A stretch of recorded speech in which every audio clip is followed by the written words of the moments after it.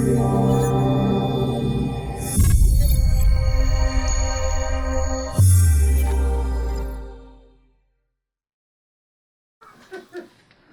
going on, man?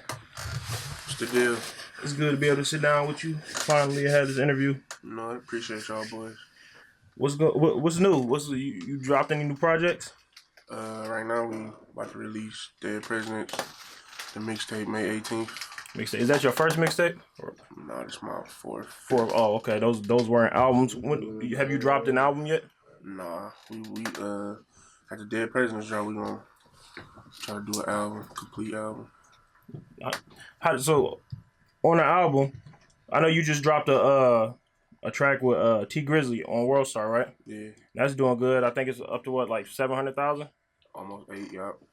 So how keen are you to features? Like, do you feel like you want to do a lot of features when you drop this album, or do you want to keep the features minimal? Well, the features come in with us. It's like we do what makes sense. You know what I'm saying? We don't just do anything. You know what I'm saying? Like our features got to be like, it got to make a lot of sense to do it, for me to do it. You know what I'm saying? So like on the album, it might be some features on there, it might not, depending on how big it is. You know what I'm saying? Like we don't really do, like when we do features, we make it count. You know what I'm saying? So like with T, when we did T, it made how did the feature come about with T? He reached out. He wanted to work with. He had told, hey, he wanted to do something with me and Beats. And so he reached out to you. Yeah, we had been wanting to do something with him, but he had kicked it with Ant, like, you know what I'm saying? It's a goal. Let's make it happen. And hit me up. We had got in the studio the next day. Did the throw it in their face. Did he come with the beat, or did you you already had one? No, Ant made it. Ant made the beat right there on the spot. Yeah. Okay, what was the inspiration for the song? It wasn't really no inspiration for it. I made the hook. At first we just dropped verses, then we ain't had no hook. You know what I'm saying? I made the hook way after I let them play. I let the verses play back. You know what I'm saying? I had made the So hook. it was just a track with two verses on it? Yeah, I had made the hook around what we was talking about in our verses for real. Okay. Who shot the video for it? Diego. Shout out to Diego. Yeah, I feel like the cameraman in the city don't get a lot of attention sometimes. No, Diego, he deserves a lot. He be working. Yeah, and that video goes real hard. Who came up with the concept? Did he come with the concept, or did you guys already have everything? Diego came up with that, didn't he? Yeah, Cruz came up with that whole concept. Okay, yeah, that's good. That's good. And I see you had another song that you had just dropped prior to that one. Which one was that? What we dropped before that? Oh yeah, Troublesome. Oh, this is okay. I did want to get on Beef, but we're gonna talk about it a different way. Like first of all, in the industry, it seems like beef is something that's current. Like it's now. Like it's every artist is going through beef. Right. Rap is competitive. But you got the artists like 6ix9ine, Trippie Redd, who go looking for beef. Like you can count on both hands how many times, how many people 6ix9ine's beef with this year alone. Yeah. And look at his success. You know how many songs he got on the billboards. Do you feel like beef is something that's needed in rap for these rappers to make it, or do you feel like you can make it without it? I feel like you can make it without it, but people love controversy. Right. You know what I'm saying? So like when if you ain't popping right now, you want to just randomly go at somebody to build your CD buzz or something, they gonna tune in. You know what I'm saying? Fans love controversy. They like seeing bullshit. You know what I'm saying? But I don't feel like it's needed to make it. Honestly, I feel like it's bad for business. You know what I'm saying? In the long run? Yeah. Yeah, I see what you're saying. You know what I'm saying? Because like you say, like 6ix9ine had all that beef, and when he went to LA, a lot of his shows got canceled. That's cutting into the money. Yeah. You know what I'm saying? It does put a like a cloud over your head, and these venues don't want to book you. Yeah, you know what I'm saying? Yeah, So as far as like beef, you seem like an artist in Detroit that stay out of a lot of beef, but you were in a recent beef with another artist. Yeah. You mind speaking on that? Yeah, we can talk about it. So what happened? Like what's the rundown on that? Honestly, bro, I don't know where it came from. You know what I'm saying? Well, we got from it that I stole Belly from the other person. You know what I'm saying? Which we were so confused about it because we dropped Belly like in August 2017. I dropped Geno Brown November 2017. You know what I'm saying? So, but when I dropped Geno Brown, So there was a song already out over the same beat, or no? No, it's not the same beat. It's my beat. Your beat, a new beat that you came up with, and you put the song over. A beat that it was my beat. Okay. Paid cash for. Okay. The concept was came up with G, my manager, and Ant Beats. Okay. I had nothing to do with the concept of the beat. I didn't even know about it. Like, so where did they get it from that you stole the song? I have no idea. You know what I'm saying?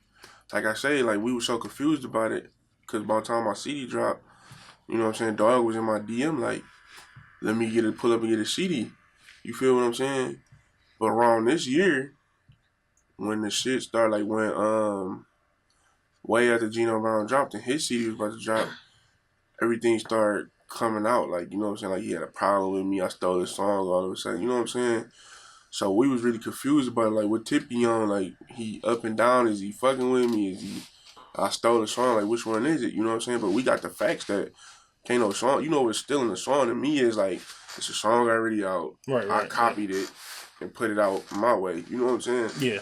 How can you steal a song and a video concept from somebody that ain't nothing out about it? You feel what I'm saying? But you know, his story is his story, my story is my story. People gonna believe what they want to believe, but the facts is like, I ain't even come up with the beat. When me and DZ was doing the feature, I came in the studio with a whole nother beat. And told my manager, G, like, I got that Belly shit done for you. I didn't know G had hit up Ant and told him to do that sample. Right. You feel what I'm saying? So Ant played it. Me and DZ was in the studio at the same time. He was like, DZ was like, I'm feeling that. I'm like, I am too. He's like, let's do it. We did the Belly shit, and we did the video concept, which me and G came up with the concept of the video, like to recreate the movie shit, just like that. You know what I'm saying? So all that, I stole people's shit. Like, bro, I ain't never had to take from nobody to get where I'm at. You feel what I'm saying? Right. And you are at a good place right now in the city, but I do feel like we have in Detroit, and I bring this up a lot. Like, we got artists you got the artists like Cash Doll, Big Sean, they out the city. Yeah. Then you got artists like PEEZY, Doughboys Cash Out, the like legendary artists in the city. Yeah. When then there's artists that's making noise, but they don't get the attention that they deserve, and a lot of times they're making more noise than the artists, you know, that's at the top, that people look at as the top artist in the city. Yeah. Why do you feel that is, and how do you feel like, what do you feel like you need to do to take it to the next level? I mean, I just feel like, the mainstream artists that's on like that's from the city, you know what I'm saying, they really don't come back and like shed light on the local rappers. You feel what I'm saying? They don't. And I talked about that in another interview with Bangay's manager, Pooty. Like, you can't look at that's like for instance, like, I'm a good kind of hearted nigga, so like I'm gonna always respect, but like what I look like coming back to get you, I don't know you. You're not my people, I don't fuck with you. But you know, if you say you from a city and you see somebody in that city making noise and you're in a position to help that artist out. And at the same, a lot of times, them people don't even be in position for real to help other people out. Right, you know, you're right, they under contracts, they gotta do it. People don't even know their money problem and what's going on. We were speaking on the fact that these bigger artists make it out the city and they don't come back and grab another artist, you know, and take them with them. Like, ain't no Dream Chasers label coming back to get Detroit people. You know what I'm saying? Like, Meek got on, he made his own label, he went back and got his people, you know what I'm saying? Or anybody he was feeling, you feel what I'm saying? It shouldn't take like Meek Mill to come here. Why do you think they don't come back? And why do you think these other artists from other cities that's not even from Detroit come for our artists? But you don't have our own coming back. Why do you think that is? Like, is it? I think there's like. Is it the way we was brought up in the city? The people, like the local artists we just active in the city, and like the stuff we talk about is so real. It's like, I feel like if you let it in the industry, it's gonna push aside a lot of that bullshit. You know what I'm saying? Right. It's like it's so raw. Like, you know what I'm saying? I feel like it's a lot of industry cats that's from other cities. I feel like they really not messing with us on the rap level. You know what I'm saying? We just ain't got the attention like they do. But we do have the attention. We got a lot of talent. We making a lot of noise in Detroit right now. Right. The ones who making noise, we on World Star a lot. Snap Dogg dropping a lot of music. So we got the eyes. We got the Empire. A lot of artists here is with Empire. So we got everything. But it's like we just can't break mainstream. Like, why do you think that is? I don't know. I can't even tell you for real. Because you got a song with T Grizzly on World Star, you know, Yeah. and it's doing numbers and everything. Yeah. But you're not at the awards and everything with these other artists. When you rightfully you should be, because you putting in the work and you doing the numbers. Right. So why is it like such a dark cloud over Detroit to where they don't want to pull us out? And it's really our own people. You know what I'm saying? Mm-hmm. Like these bigger artists, they don't want to take us out. So when the record labels come knocking, what do you feel like they should come offering? Like, what would it take for you to sign to a record label? Do you want to sign to a record label? Yeah, I'll get What would it take for you to sign to a label? You gonna have to put the money behind it. You feel me? Like, I feel like the more money you put into me, the better I become. You know what I'm saying? Right. You know what I'm saying? You take me to take my videos to another director, you know what I'm saying? Different director, better directors, or you know what I'm saying? My producer's gonna be my producers always, but it's just like you put more money behind an artist, and I feel like that's what make them grow. You know what I'm saying? Right. Like, you feel like if you had that bag behind you, you would just take off. Yeah, because I done got to this like with the money that's behind me now. You know what I'm saying? And that's just like building my fan base for the city, but I done the money we done put behind everything, then grew me a fan base in other states. You know what I'm saying? So I just like you gotta put a real bag behind me, like to sign with you for real. Right. So let's talk musical inspirations. You could, okay, when you hear your music, you could tell you from Detroit, but you don't sound like a typical Detroit rapper. Right. Where do you get your inspiration? Where do they come from? Well, I grew up listening. One of my favorite artists was Big Hurt. You know what I'm saying? I liked how raw and Herc had bars like nobody catch or stuff he'd say. You know what I'm saying? I caught all that. You know what I'm saying? Then I listened to Biggie and Pac a lot. You know what I'm saying? Then PEEZY came out. You know what I'm saying? Like, it was just all the stuff they talk about. Like, I like punchlines. Like, I love punchlines. Like, I say stuff that go over people's head all the time. But when I tell you what I said, break it down to you, be like, damn. Does that bother you that the casual listener of music don't catch everything you say and you got to go back to explain it? No. It don't bother me because, like, shit, I really can't change it. Like, you just better catch up. You feel me? Because I be saying shit, like, off the wall. Like, my manager, G, I record sometimes. He be like, damn, he catch a lot of shit, but some shit he don't. And I know when he don't catch it because I ask him. He's like, no, what you mean? I say, he be like, damn.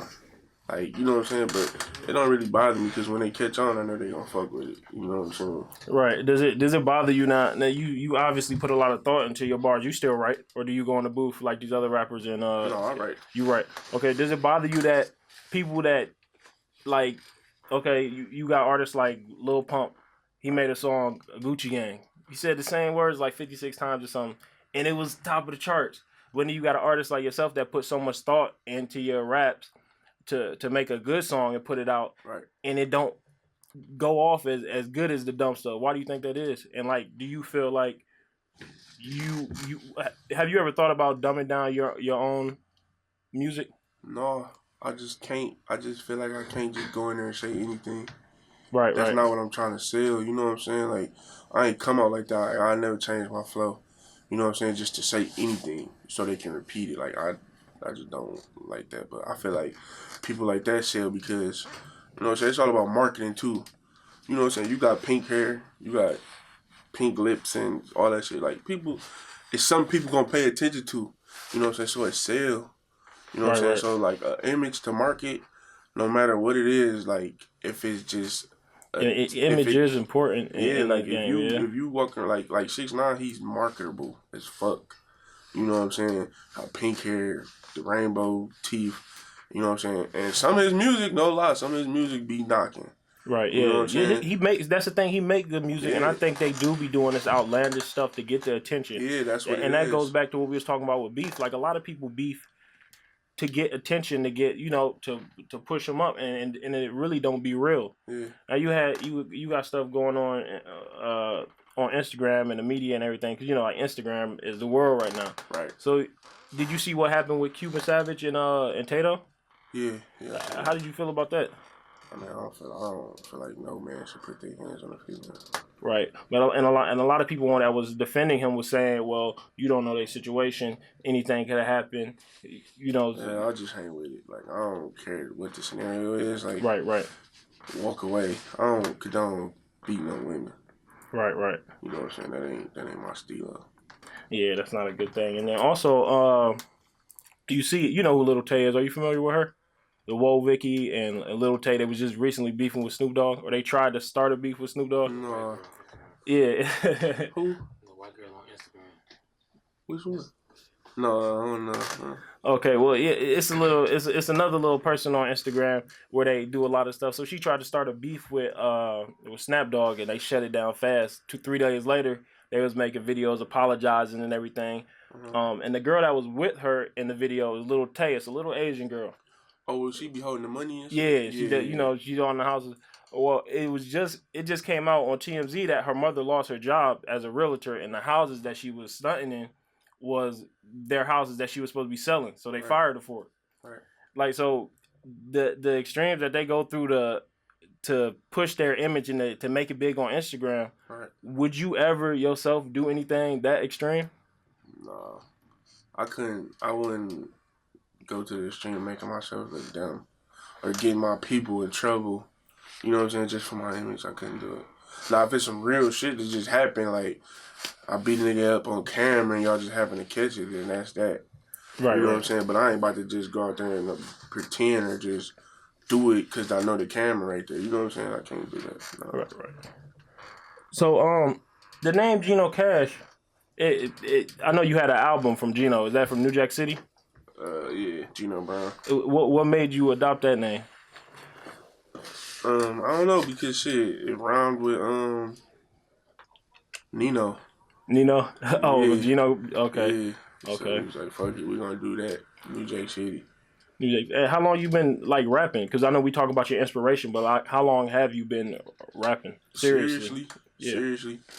About a year and 3-4 months now. That's good. And then you just been in the right place at the right time, or is it hard work? Like, how did you get to the level? For sure. Like, before I met, like, I ain't meet G, but before he came on as my manager, he was really my cousin and shit, but it wasn't really like, I was rapping, but it wasn't doing what the fuck I needed it to do, so I was just like discouraged at times. I'd take like months off, I wouldn't drop shit, you know what I'm saying? Then he came on, he like pushed it in the right direction. And once I started seeing like the feedback from it and the reaction from people who like fucking with me, like I had 1,300 followers last year, January. I got 20,000 now. Yeah, you came a long way You know in what I'm a saying? year. So it's just like, I put the work in, he put the work in, team, people came together on certain shit. Now, prior to that, a year ago, were you rapping as a hobby, or you just never rapped before? I was rapping, but it was real. But it wasn't really serious. Nah. Okay. I didn't know how to really make money off of it. You know what I'm saying? When G came along, he showed me how to make money off of it. Okay. You said he's your cousin? Yeah. Okay, that's what's up. That's cool. You said you got some new projects coming along? Yeah, we dropped a Dead Presidents May 18th. Then we're gonna sit on that. Then we're gonna get into a whole project of an album. After that die down, after Dead Presidents die down, we're gonna start on the album. I don't know what I'm gonna call it yet. No names in mind? No. Okay. All right, we get to the towards the end of the interview where we like to call it clear the air. Where you got anything you need to get off your chest, any facts you need to get straight, anything that you need to clear the air, now's your time. We're gonna clear the air with, I ain't never stole nobody's song. 2, we ain't beefing with nobody, man. We're gonna get to the money.